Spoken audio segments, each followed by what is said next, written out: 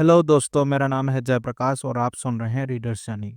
आज हम जिस गाथा के बारे में चर्चा करेंगे उसका नाम है मूर्ख व्यक्ति जो नहीं है उसकी चाह करता है, भिक्षुओं में बड़ा बनना चाहता है, मठों और संघों का स्वामी बनना चाहता है और दूसरे कुलों में आदर सत्कार की कामना करता है।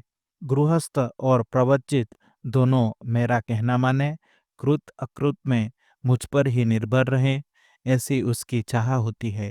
इस प्रकार का संकल्प करने से मूर्ख आदमी की इच्छाएं और उसका अभिमान बढ़ता है। मूर्ख इच्छाओं का गुलाम होता है। सुदम थेर की कथा। जिन 5 भिक्षुओं ने सर्वप्रथम बुद्ध से ज्ञान हासिल किया था, उनमें महानाम भी थे। वे अमृतोदन के पुत्र तथा अनिरुद्ध के बड़े भाई थे। वे प्रवचित हुए तथा संघ में शामिल हो गए। सतत साधना करते हुए वे थेर बन गए थे। एक दिन वे बिहार से भिक्षाटन के लिए निकले।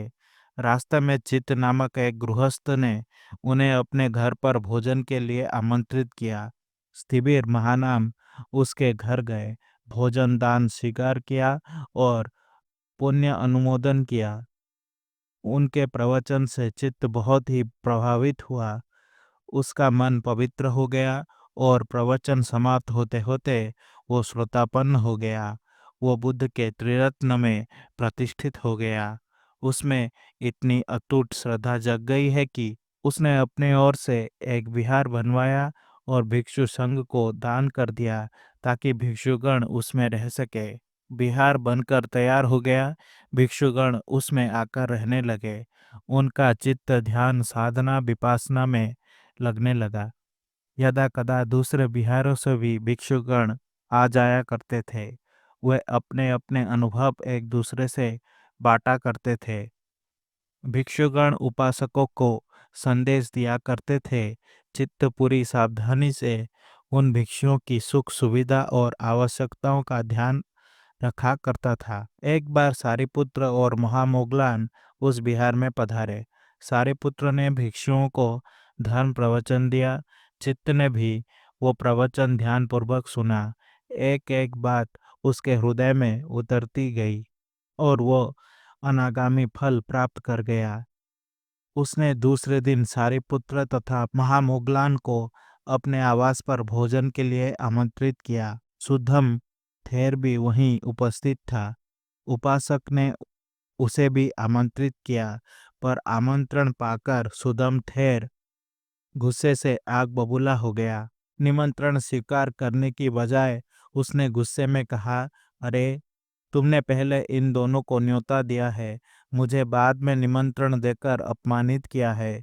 उपासक ने नम्र भाव से उससे एक बार फिर प्रार्थना की, पर वो टस से मस ना हुआ। उपासक की सारी प्रार्थना बेकार गई।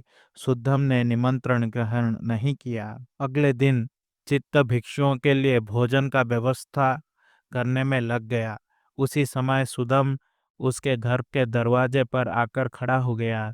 चित्त ने उन्हें सादर प्रणाम कर घर में प्रवेश करने के लिए आमंत्रित किया, पर सुदम ने अंदर आने का निमंत्रण स्वीकार नहीं किया और कहा, मैं तो भिक्षाटन के लिए निकला हूँ, मैं अंदर नहीं आ सकता और ना बैठ सकता हूँ।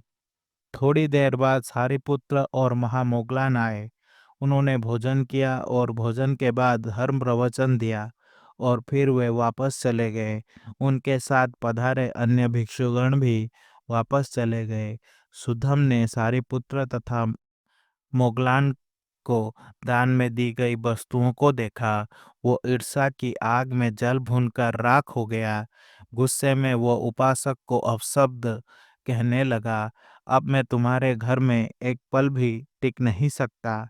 ये कहकर वो वहां से चला गया।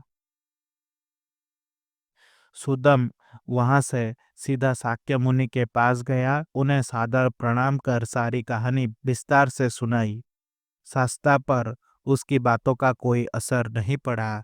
उन्होंने वस्तुस्थिति का गहराई से विश्लेषण किया और आकलन कर समझाया।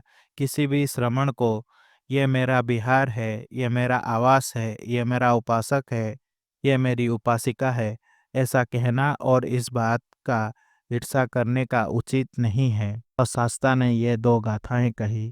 आशा करता हूँ कि आपको ये गाथा अच्छी लगी होगी।